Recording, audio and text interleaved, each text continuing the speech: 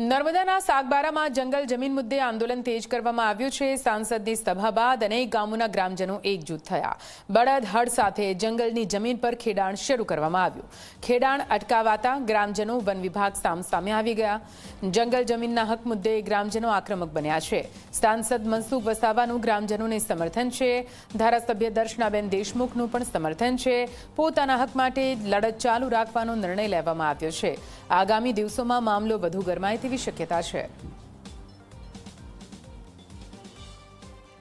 વધુ માહિતી સાથે સંવાદદાતા જયેશ જોશી ફોન લાઈન પર જોડાઈ ગયા છે। જયેશ, ખેડૂતો જંગલની જમીન પર બળદ અને હળ લઈને પહોંચ્યા, જમીન ખેડી વિરોધ વ્યક્ત કરવામાં આવી રહ્યો છે। આ સમગ્ર મામલો શું રહ્યો?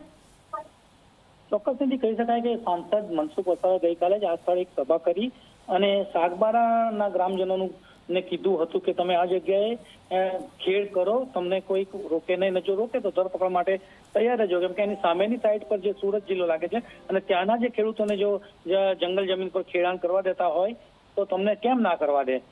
જો કે સાંસદ મનસુખ વસાવા અને ધારાસભ્ય દર્શનાબેન દેશમુખ સહિતના આગેવાનો ગઈકાલે આ મુદ્દે ગ્રામજનોને મળ્યા હતા અને તેમને સમર્થન આપી અને જે ત્યાંના ગામ છે હલગામ, પહાડી, દોધનવાડી, કોપી સહિતના ગ્રામજનોને કીધું હતું કે તમે અહીં ગાડી ખેડાણ કરજો, એટલે તેઓ આજે ખેડાણ કરવા માટે ગયા હતા। પરંતુ હમણાં જ મળતી માહિતી મુજબ તેઓને આજે પણ વન વિભાગ અને પોલીસે અટકાવ્યા છે અને તે ગ્રામજનો આજે ત્યાં ગાડી ધરણા પર બેઠા છે અને ગ્રામજનોએ ચીમકી આપી છે કે આવતીકાલે જે વિશ્વ આદિવાસી દિવસ છે, વિશ્વ આદિવાસી દિવસ પણ અમે આ જગ્યા પર આવતીકાલે સાંજે 4 વાગે મનાવીશું, એટલે કે આ સ્થળ અમે છોડવાના નથી। એ રીતે ગ્રામજનો પોતાના હક અને ખેડાણની મંજૂરીની માંગ સાથે આજે ધરણા પર બેઠા છે। જી બિલકુલ, આભાર પૂરી માહિતી માટે।